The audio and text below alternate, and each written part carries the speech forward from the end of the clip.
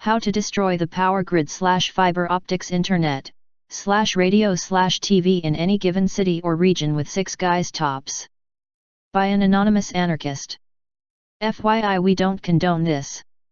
If Anarchist Cookbook is allowed to be sold, then this pseudo-manual should also be distributed freely.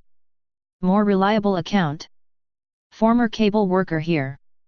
I used to be the guy who hung telephone lines and fiber optic from telephone poles, buried them in the ground, installed power supplies and substations, you name it. All it would take to completely fuck the communications in an entire city is a normal flathead screwdriver, a pair of wire cutters, and a small flathead screwdriver. Maybe add a pair of bolt cutters to get rid of padlocks. Fiber optic is the easiest to sabotage. Just bend it until you hear it crack and congratulations, you just fucked up 1.5 miles of fiber. It'll take them at least a day to figure out what the problem is and where it is, and if you crack the fiber right in the middle of a run, they can't just undo an expansion loop and cut off the damaged section. Then they have to order the right fiber, different sizes are used, cut to the right length, and hire a subcontractor to do an emergency job to install the new fiber, which is typically an all-day job. Once they're done, a splicer comes in to splice the new fiber into the network. At the very least, if you damage a fiber line, you're looking at 2 or 3 days where that line and everyone downstream of it has no service, plus tens of thousands of dollars in expense replacing it. Breaking the fiber near the kin that it goes into, a laser repeater, basically, is easy to fix. They just undo an expansion loop, stretch out the fiber, cut off the damaged section, and splice it. 1 day of work, max. Always break fiber in the middle of a run. Telephone and cable TV / internet? Just open up the tap, use the small screwdriver to back out the contact screws, and close the tap up. With the screws backed out, the cable isn't making contact and loses signal. They will spend all fucking day trying to figure out what the problem is. Note that they'll know exactly where it is, until someone thinks to tighten the screw or just replaces the entire tap. This is nothing serious, but it's something that could be easily and quickly done over and over again to knock out service to a large area. Power supply cabinets. Use the big screwdriver to open the bicycle lock mechanism, or use a bike lock key, but that doesn't always work, then just unscrew the battery and unplug the batteries.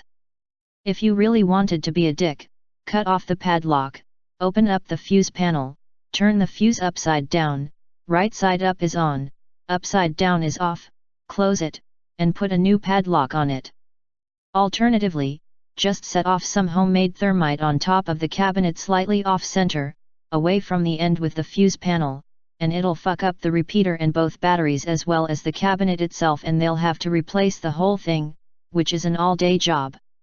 And no, most places like major airports, hospitals, military bases, etc. do not have redundant communications lines.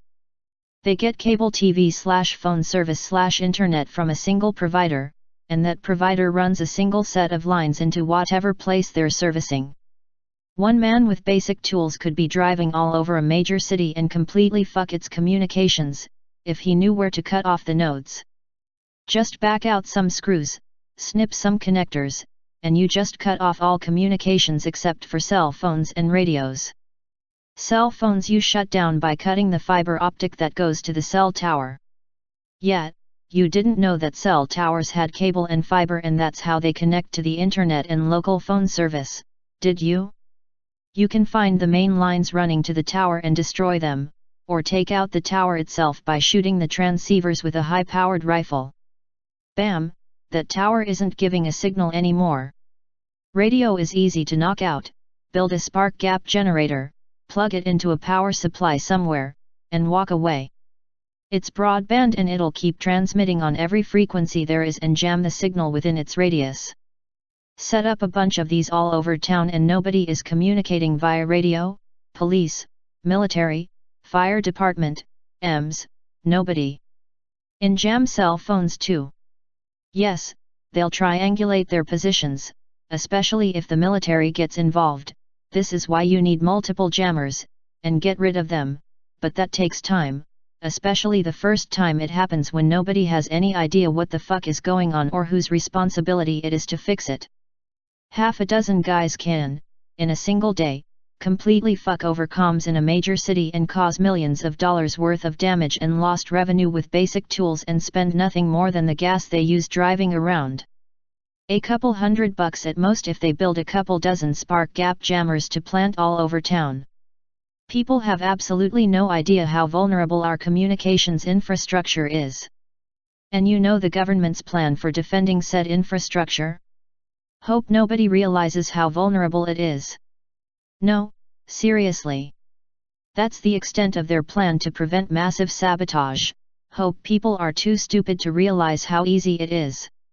Obama doesn't need to shut down the internet entirely, he just needs to block access for common folk. Wall Street and major corporations will still get service, you'll get a 502 error. So much business is done online that shutting down a city's internet for a day would cause millions of dollars of lost revenue, easily. Not to mention cost tens of thousands, possibly hundreds of thousands, of dollars in expenses for the cable providers because they have to pay for replacement cable and fiber, hire contractors to install them, and pay emergency job rates, which are higher than the standard rate, pay their own employees massive overtime, they're all union, to splice everything in once the contractors replace the cable/fiber, etc. You could very easily fuck up the local economy to the tune of tens of millions of dollars in a single day. Do it to a city like New York and you're getting into the billions. And while you're shutting down communications, why not shut down transportation too? Use a burner phone and call in bomb threats for major bridges, highway overpasses, etc.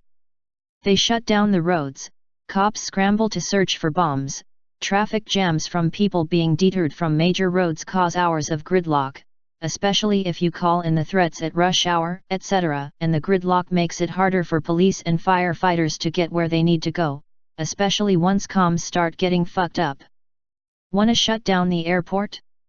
Call in a bomb threat there too, they'll ground the planes for hours. Fire an improvised mortar onto the tarmac/runway, you don't need live rounds, just smoke bombs or even duds filled with sand. They have to treat every single one like a live bomb and the airport is completely shut down, no planes in, no planes out, until the bomb squad handles every single mortar round laying on the tarmac. And if the bomb squad is stuck in gridlock because they were across town investigating a bomb threat at an overpass and nobody can get hold of them because phone and radio service is fucked up, you just shut down the airport for the rest of the day. Half a dozen guys, tops, could fuck over an entire city to the tune of hundreds of millions or even billions of dollars, without hurting a single person or causing any permanent damage. And there's absolutely no plan in place to deal with this, other than burying our heads in the sand and hoping nobody actually does it. The vulnerability of our infrastructure and the shiftiness of its security is inexcusable. We really need to be building some redundancy into the system, upgrading our infrastructure, and working out an actual plan for defending it, or else the Russians, Chinese, or the Wolverines are going to fuck everybody's shit up with near impunity. Bullshit LARPer. If there was a revolution in the US, the rest of the world would get involved fast. And depending on the type of uprising, there is a large chance that it would not be a quick affair. It would be brutal, it would be bloody, and the US government and it could start a global scale war. Here are the top 10 issues that came up in Red Gaming 1. The US power grid could be taken down by a series of surgical strikes with the exception of the Texas grid.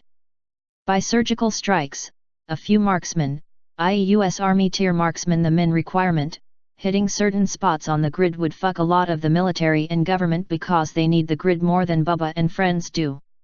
Additionally, while all government agencies have backup generators, they will be hard-pressed dealing with the resultant looting and other madness that would come with power outages.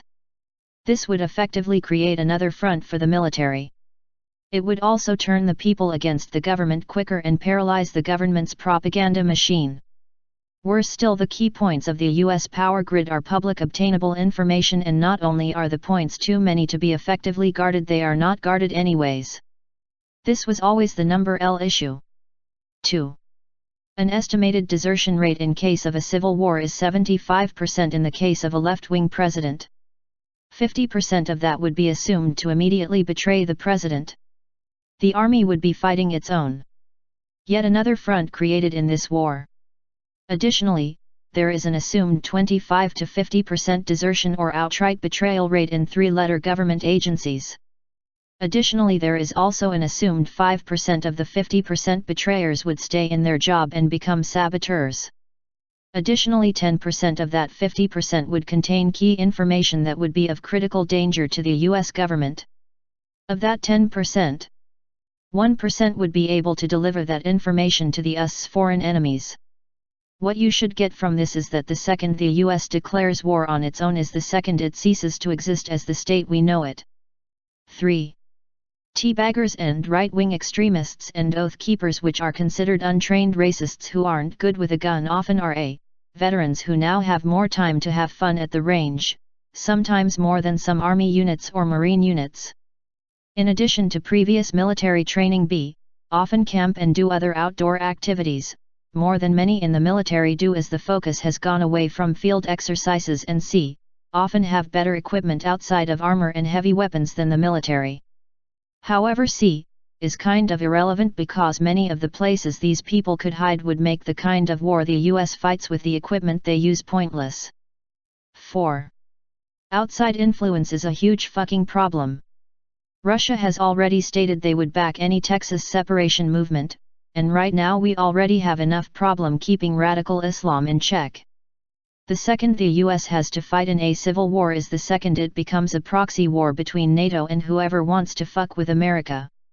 While America has amazing nuclear defense and air defense, if it comes to a civil war you have to assume that in a best-case scenario the US military is going to be operating at 75% at best. Shit would go down hard and fast. And if Russia, spoiler alert, one of the best militaries in the world at fighting in an urban environment, sent fucking trainers and helpers to rebels, you can reliably bet that they would also possibly deliver weapons to the rebels. So instead of fighting Timmy Teabagger, you are fighting Timmy Teabagger, who is buddies with Vlad. Based Russia Bro has stated the number one reason why a civil war is not just the US versus the rebels. There will be looting.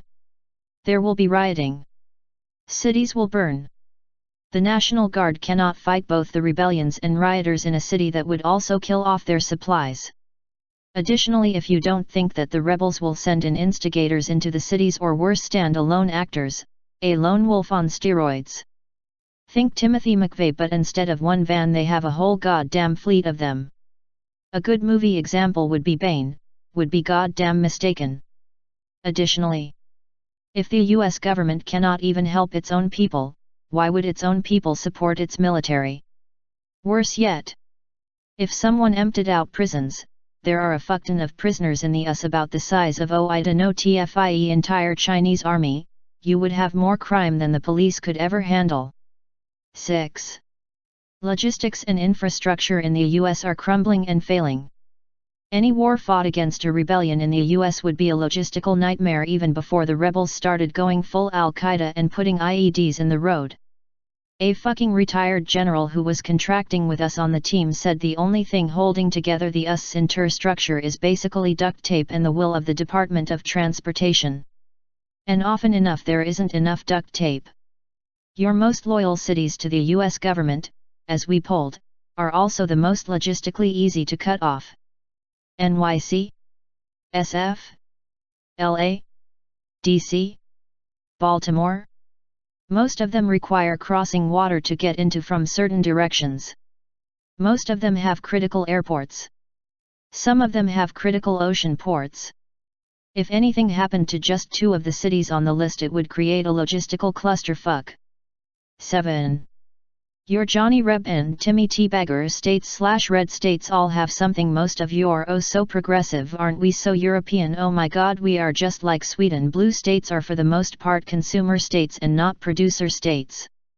Urban areas don't have farms. The second shit goes down, realize a lot of those blue areas are likely to starve. In a civil war scenario we predicted that at least 10,000 people would die of starvation if the war was not finished in a year. The numbers get worse after that. 8. The US has way too many choke points, and the government forces would often be on the wrong side of them. This ties into the logistical nightmare, but it also has to do with an odd phenomena. Liberals like to live near the ocean. Many of the dividers of the country, like the Rocky Mountains, the Mississippi River, Appalachia, the Missouri River. Fun fact, the biggest choke point for the US government is in Missouri, are red state areas. Sure, air travel is a thing, but a majority of the US government's needs would have to travel by ground, and even still many of the major airports are outside of the city. Of course the US would use military base airfields, but if civil war did break out, which bases would be safe? Which ones would have fallen to traitors? 9. PR nightmare. Every rebel killed on CNN would be spun as the US government killed ex-civilians today in a strike. On RT. That is, as it was pointed out earlier, if the US media could even function in a civil war or an uprising. Your rebel scum know that the main thing that holds together the US, nay, life in the US as we know it, is the 24-hour news cycle and the media. The second it's gone, you are going to have urban anarchy. If you are from America, can you imagine a day without TV, newspaper or internet? Your average urban youth can't, and if you don't think that isn't going to cause rioting, you must have a real high regard for how much restraint they have. Assume that in a civil war that your ability to talk to the people is compromised. Also assume that in the case of a civil war that rebels may know how to monitor conversations like the US does, as there are manuals online on how to do so. 10. This one is either 1 or 10. Depending on who is asked. The US will never nuke its own. The second it does, they have lost the Civil War and other countries come to liberate the US from its own repressive regime. Additionally, if any general, Minuteman, nuke tech, or nuke sub-captain, decided to side with the rebellion, is the second the US government is sole. TLDR, the second that a civilian uprising or extremist group terrorist attack turns into civil war is the second the US loses. As a result, you will never see a civil war. You will see Waco, you will see Bundy Ranch, you will see all sorts of militant group confrontations and maybe even some skirmishes, but the US government fears its own people way the fuck too much to ever start a civil war.